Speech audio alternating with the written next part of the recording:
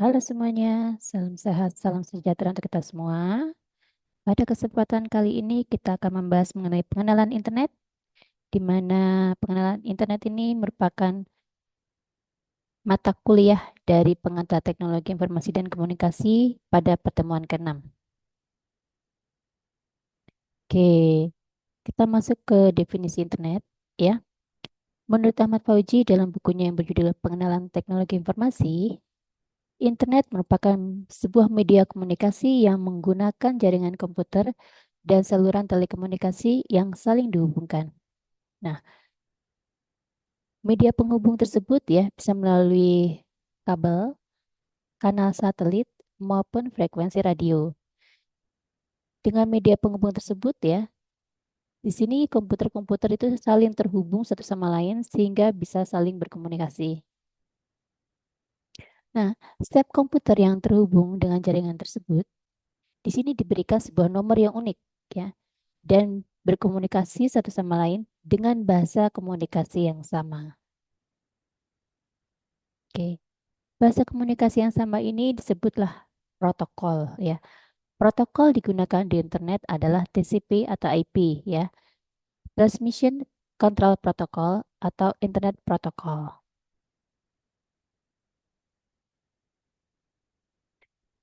Sebagian aktivitas yang dapat ditangani oleh internet yaitu untuk sistem pembelajaran jarak jauh ya, yang sekarang sering digunakan ya. Kita bisa menggunakan model e-learning ya, di mana siswa bisa tetap belajar tanpa harus datang ke sekolah atau tanpa harus datang ke kampus. Sistem telepon, ya, kita bisa berkomunikasi sekarang ya dengan orang yang lokasinya jauh dari kita dengan menggunakan fasilitas internet ya. Biasanya kita bisa melalui video call ya. Sekarang banyak ya aplikasi-aplikasi yang mensupport ya kita supaya kita bisa berkomunikasi dengan orang yang kita sayangi walaupun terpisah oleh jarak dan waktu. Tuh, ya. Nah, pencarian lowongan kerja ya. Nah, bagi orang-orang nih yang masih pengangguran ya, biasanya suka cari-cari lowongan di internet. Kayak kalau zaman-zaman dulu sebelum ada internet, kalau kita mau cari informasi mengenai lowongan kerja itu biasanya melalui apa sih? Melalui media koran ya, media cetak. Nah, kalau sekarang sudah mungkin media cetak kita sebut sudah semakin lama semakin tersingkirkan ya dengan adanya perkembangan teknologi ya. Semua orang sekarang beralih kepada internet. Nah, jadi orang-orang yang tadinya mencari informasi melalui media cetak sekarang bisa beralih menggunakan fasilitas dari internet. Itu salah satunya dengan pencarian lowongan kerja. Transfer uang. Nah, iya, kalau dulu orang mau melakukan transfer uang itu harus ke teller ya, harus ke bank. Kalau sekarang enggak, kita bisa pakai e-mobile ya. Asal kita terhubung dengan koneksi internet ya, kita bisa melakukan transfer uang kapan saja, di mana saja tanpa ada batasan waktu. Kalau dulu kalau kita mau transfer uang, nunggu besok ya banknya buka. Kalau sekarang enggak. Jadi tidak ada alasan lagi banknya tutup gitu ya. Kecuali kalau misalkan ada informasi dari bank, sedang ada maintenance, ya mungkin biasanya suka ada jeda antara eh, paling lama 30 menit lah ya, biasanya seperti itu. Nah, sejarah singkat internet ya. Berasal dari ARPANET, suatu proyek yang dimulai dari Departemen Pertahanan Amerika Serikat pada tahun 1969, ya, di mana suatu percobaan dalam reliable networking, ya, jarak secara terpercaya untuk menghubungkan antara DoD dengan kontraktor penelitian militer. Nah, termasuk jumlah termasuk sejumlah besar universitas yang melakukan penelitian dengan dana militer ini, gitu. Ya, ARPA merupakan singkatan dari Advanced Research Project Agency ya, merupakan cabang dari Defense atau pertahanan yang mempunyai kewajiban membagi-bagikan uang grant sehingga menjadi DARPA, Defense ARPA. ARPANET mulai dengan 3 komputer kecil yang dikoneksikan di California, digabungkan dengan satu di Utah, tetapi secara cepat di sini dapat berkembang di seluruh kontinen. Nah, disinilah awal mula pertumbuhan internet secara pesat itu pada dekade tahun 1990. Nah, kalau udah dilihat seperti ini, udah tahu dong ya ini apa gitu ya. Ya, ini adalah alat, merupakan salah satu alat yang dibutuhkan untuk kita bisa berkoneksi dengan internet. Ya, ada modem, ada telepon, ya pasti telepon seluler ya. Nah, kemudian ada software seperti Google Chrome, Mozilla. Nah, itu merupakan salah satu software yang di mana dengan software tersebut kita bisa menggunakan fasilitas dari internet tersebut. Nah, Service Provider ya atau ISP. Nah, ini yang merupakan salah satu yang mendukung juga nih ya. Kalau nggak ada ISP-nya, kita nggak akan bisa belajar di dunia internet gitu. Cara mengakses internet bagaimana sih? Kira-kira ada yang belum tahu ya cara mengakses internet? Sudah tahu semua ya. Nah, anak saya pun yang kecil gitu kan ya. Dari masih kecil itu udah tahu bagaimana caranya mengakses internet ya tanpa harus diajari. Nah, mudah ya. Mudah sekali cara mengakses internet. Ya, kita bisa mengakses internet di mana? Di warung internet ya. Sarana internet pada perusahaan atau kampus ya. Nah, atau kita dengan cara berlangganan. Biasanya kayak model bisnet, IndiHome atau apapun ya, itu kita bisa. Nah, bagaimana sih cara menjalankan internetnya? Nah, seperti tadi saya bilang ya, cara menjalankan internet itu mudah sekali. Sama, asalkan kita sudah menginstal browser ya, kita tinggal klik Start Program, pilih Internet Explorer atau browser-browser yang lainnya seperti Mozilla atau Google Chrome. Nah, atau kita juga bisa mengklik icon di desktop kalau memang icon tersebut sudah kita pindahkan ke desktop atau mungkin di icon di taskbar-nya.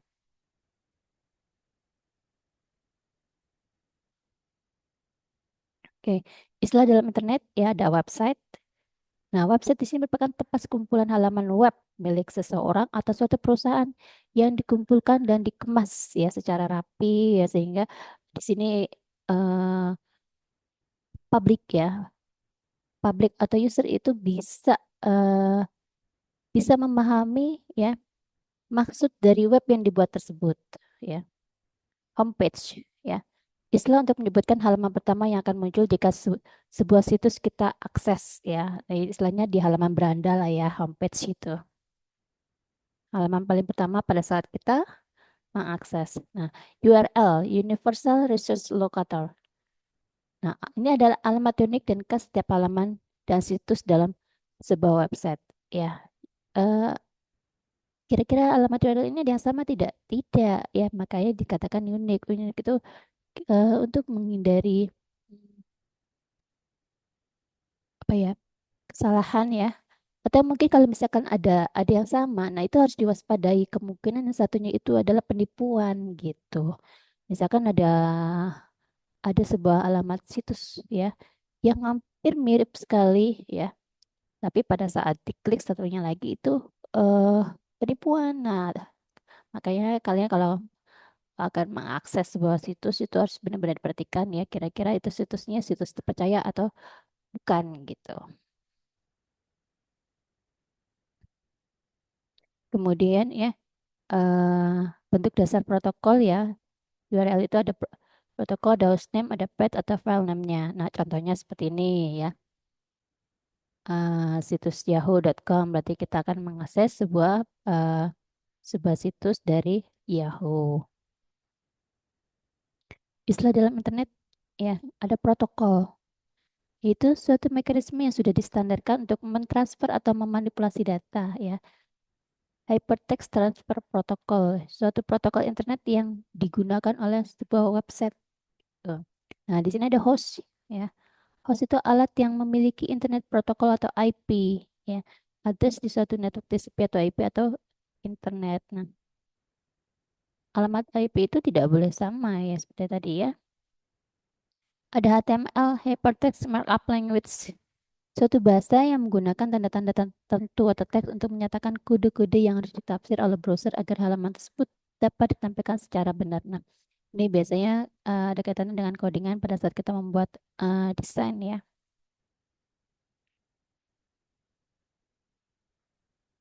Kegunaan internet itu untuk apa aja sih? Pertama yaitu kita bisa mendapatkan informasi yang lebih cepat dan murah ya, karena bisa diakses kapan saja dan mana saja tanpa ada batasan waktu ya. Kemudian bisa mengurangi biaya kertas dan pemasaran ya, sifatnya paperless environment. Nah, kalau kita biaya pemasaran yang tadinya kita memerlukan SPG, misalkan seperti itu ya. Nah, kita bisa langsung mempublish informasi-informasi terkait barang-barang yang kita tawarkan di sebuah situs. Nah, situ kan biayanya bisa lebih murah ya. Terus kita juga tidak perlu namanya menyebarkan brosur. Nah, itu kan bisa menghemat biaya kertas atau paperless. Kemudian sebagai media promosi ya salah satu yang seperti itu ya karena media promosinya melalui internet maka akan mengurangi biaya kertas dan pemasaran. Sebagai pengenalan dan pemesanan produk bisa juga ya. Kita bisa memberikan informasi keterkaitan barang-barang baru kita ya kepada uh, pelanggan-pelanggan kita ya. Dan pelanggan kita bisa melakukan pemesanan produknya secara online. Komunikasi interaktif ya.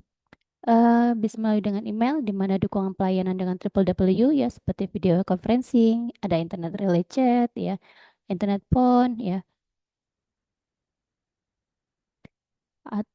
Terus kemudian kegunaan internet yang lain itu sebagai penelitian dan pembangunan research and development. Nah, kita bisa mendapatkan banyak data ya dari database Google ya, dari data-data yang di-share oleh uh, masyarakat, oleh publik ya.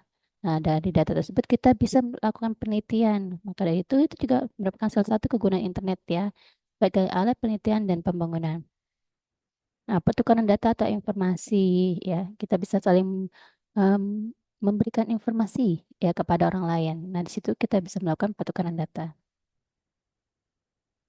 Mengenal alamat IP Internet Protokol ya. Alamat IP berupa susunan angka ABCD dengan masing-masing ya. ABCD berubah berupa bilangan 0 sampai dengan 255. Nah, alamat IP dapat juga dengan melalui nama domain ya. Contohnya kayak kampus bsi.ac.id atau nusamandiri.ac.id atau mungkin eh, contoh-contoh yang lainnya ya. Kalau komponen layanan internet ya, yaitu dalam bentuk email, dalam bentuk newsgroup, mailing list, telnet, FTP, talk, chat atau VoIP, ada triple W ya. Nah, kita akan bahas terlebih dahulu yaitu email. Surat elektronik ya merupakan salah satu fasilitas internet yang memungkinkan seseorang ini dapat mengirim dan menerima surat secara elektronik ya.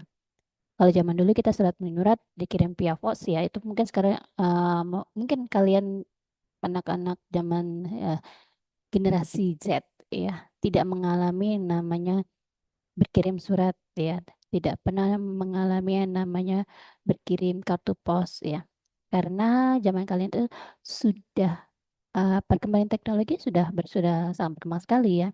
Jadi model-model konvensional seperti itu sudah hampir tidak ada.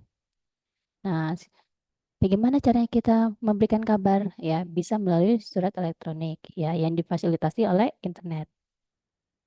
Email banyak digunakan untuk alasan mudah dalam pengiriman dan cepat dalam penyampaian. Ya, karena pada saat kita mengirim pesan, biasanya pada saat itu juga pesan itu bisa diterima oleh oleh orang yang kita tuju.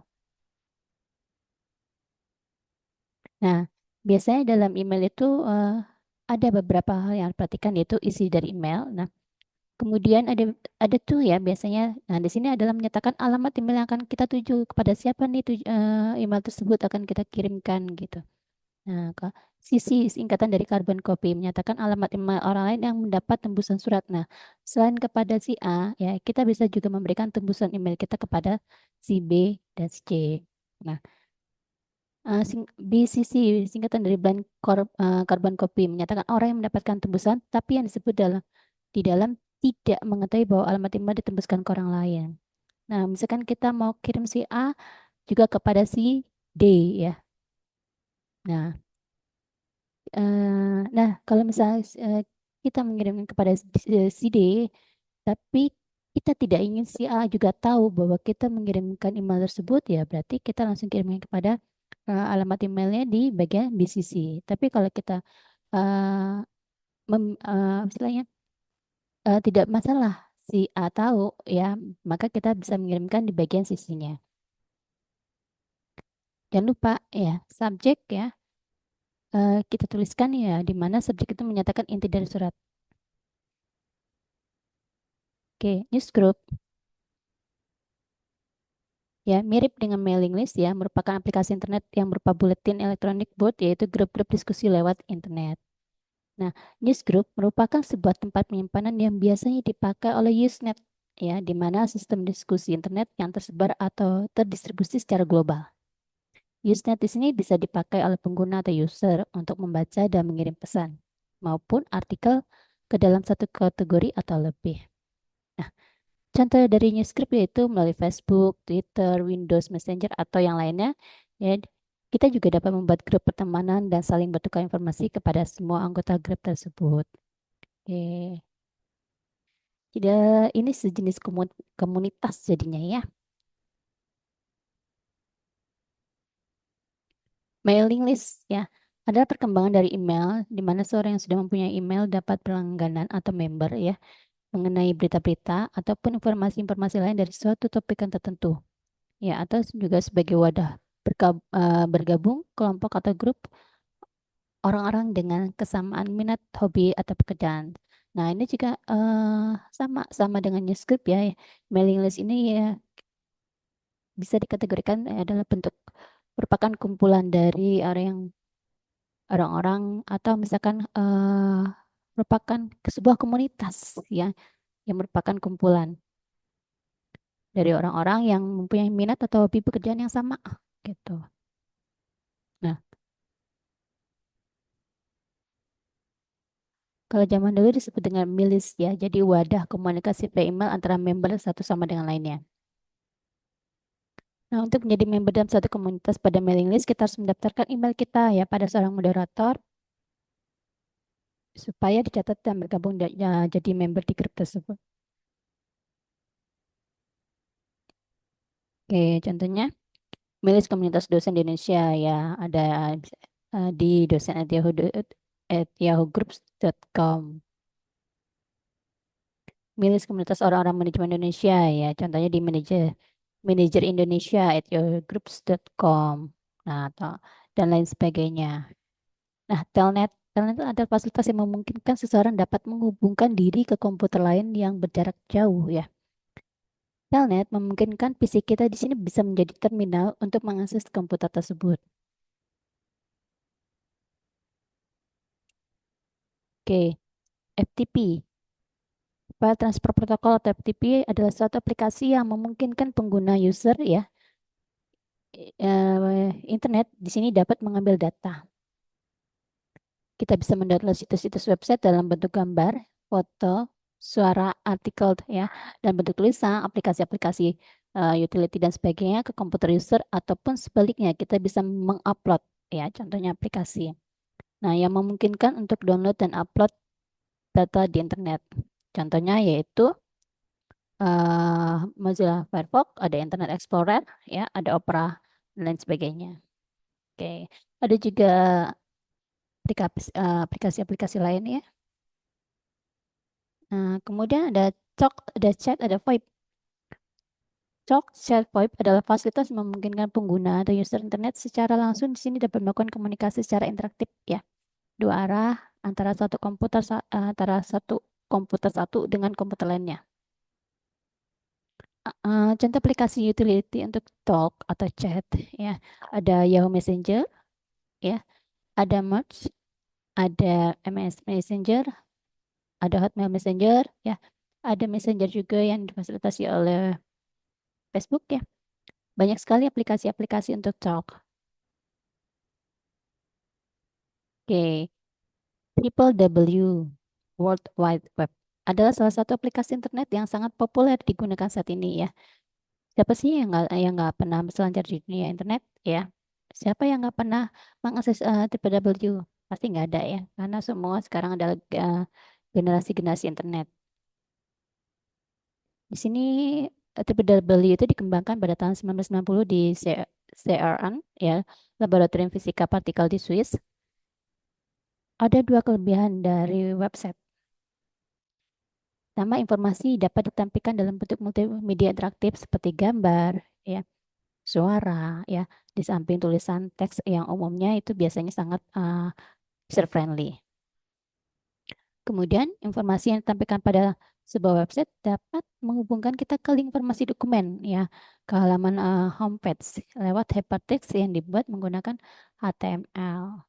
Nah, aplikasi TPW ini kadang disebut dengan the killer application atau the world is your fingertip, ya. Dunia ada di ujung jari Anda, ya. Karena kita bisa mendapatkan informasi dengan mudah, ya. Bukan sekedar teks, bahkan gambar, ya, maupun multimedia bisa kita dapatkan dengan mudah. Nah, maka dari itu, ya, kalian yang suka bersosial media, hati-hati, jangan sembarangan mengupload yang berhubungan dengan identitas diri Anda, ya. Karena di sini kita tidak tahu, ya, eh, oknum yang mana yang akan menyalahgunakan identitas kita. Nah, jangan sampai ya kita nanti eh, kena imbasnya, ya, gara-gara kita kebiasa memposting yang bersifat private, ya. Jadi nanti ujung-ujungnya kita sendiri gitu. Kayak yang kita udah pernah sering ini, apalagi yang sekarang model spill dong rumahnya, ya kita langsung spill barang-barang kita, lokasi-lokasinya ada di mana. Itu jangan seperti itu, ya. Itu nanti akan menjadi apa ya? Santapan, ya, bagi orang-orang yang punya niat jahat terhadap kita, ya. Kalau bisa pada saat kita memposting, ya, kita harus bisa membedakan mana yang bisa untuk dikonsumsi secara umum, ya, mana yang tidak, gitu.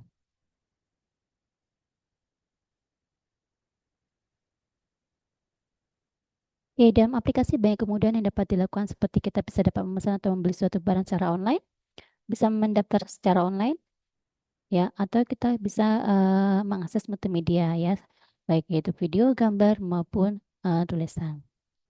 Nah, browser internet yang dipakai dalam Mosaic dengan menggunakan konsep GUI yang dikembangkan oleh NCSA pada tahun 1993. Jenis domain dari website, ada banyak website di dunia maya, ya, yang milik perorangan, perusahaan swasta, pemerintah, lembaga pendidikan, dan sebagainya yang bisa kita ketahui dengan melihat subdomain di belakang domain websitenya. Seperti kalau ada .com, berarti itu merupakan company, perusahaannya sifatnya komersil, milik perusahaan swasta atau lembaga usaha pencari laba. Kalau .org itu merupakan suatu organisasi, situs milik organisasi atau yayasan yang tidak mencari laba. Kalau .ac, ya, AC, itu merupakan akademik, situs tentang pendidikan atau perguruan tinggi. Kalau .net itu network, situs berupa jaringan atau URL atau web lainnya. Kalau .mir berarti militaris, situs milik militer. Kalau .gov atau .go itu governance, itu situs milik pemerintahan. .edu, education, situs tentang pendidikan. Oke.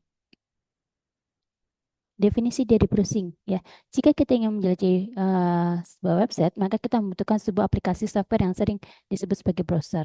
Ada beberapa browser yang bisa digunakan, yaitu Netscape Navigator atau Netscape Communicator, ya.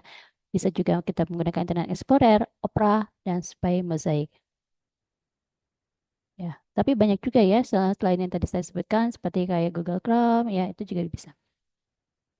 Nah, browser digunakan untuk mencari informasi di internet atau untuk menelusuri website dari seluruh jaringan internet di seluruh dunia. Untuk mencari informasi atau untuk menelusuri website, ya, kita dapat langsung menuju kepada alamat website yang dituju atau dengan menggunakan mesin pencari atau search engine. Oke. Nah, struktur alamat web, ya. Contohnya di sini ada www.nusamandiri.ac.id. Nah, berarti HTTP-nya merupakan service transfer yang digunakan dalam web. Selain HTTP, ya, juga ada FTP. Nah, www itu merupakan alamat informasi di internet. Sedangkan nusamandiri.ac.id merupakan alamat informasi yang dituju atau yang diinginkan dalam internet. Oke, website dan web hosting, ya. Website atau situs adalah suatu Sebuah lokasi di internet yang memiliki akses ya ke semua pengguna internet dan dapat saling bertukar ya. Bertukar apa sih? Bertukar dokumen dengan cara menghubungkan satu sama lain dalam suatu jaringan yang saling terhubung melalui jaringan komunikasi seperti kabel telepon. Sedangkan kalau web hosting, tempat seseorang bisa menyimpan data atau dokumen di sebuah web server ya. Dan data atau dokumen ini tersambung dengan internet dengan harapan dapat diakses oleh orang lain. Jadi harus tahu ya perbedaan antara website dengan web hosting. Oke, search engine ya. Search engine atau mesin pencari elektronik ada aplikasi yang terdapat situs-situs milik perusahaan besar yang memungkinkan kita dapat memperoleh informasi yang lebih luas dan banyak ya. Saat ini sudah banyak ratusan ribu situs-situs website di dunia internet ya dengan berbagai macam yang tidak mungkin ditemukan secara manual. Nah, situs-situs yang menyediakan fasilitas search engine ada Yahoo, Google, Alta Vista, ada Plaza, ada Ask, ada MSN, ada Bing, ada Bot ya. Banyak sekali sekarang situs-situs untuk uh, yang menyediakan fasilitas search engine.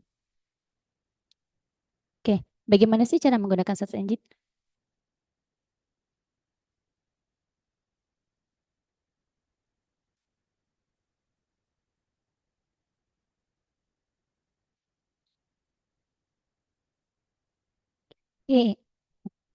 Sorry.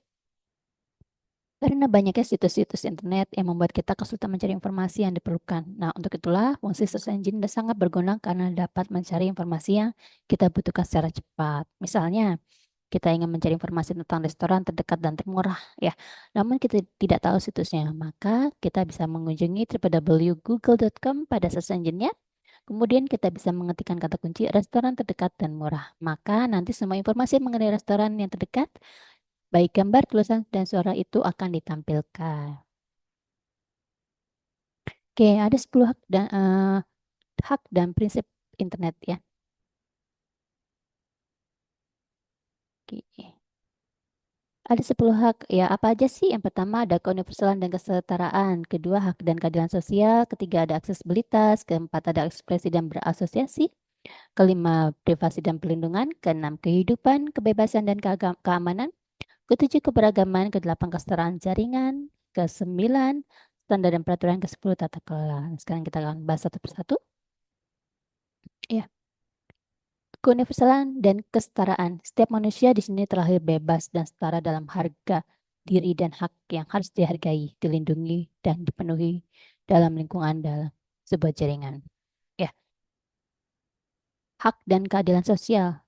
Internet merupakan ruang bagi penggalakan, pelindungan, dan pemenuhan hak asasi manusia dan kemajuan keadilan sosial di mana ya, di mana semua orang memiliki tugas untuk menghargai hak asasi manusia lain di lingkungan daring.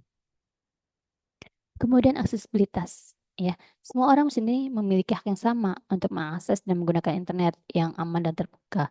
Nah, di sini tidak ada perbedaan antara si kaya, si miskin, si hitam dan si putih. Di sini tidak ada. Semua ya, semua mempunyai hak yang sama untuk melakukan uh, akses internet.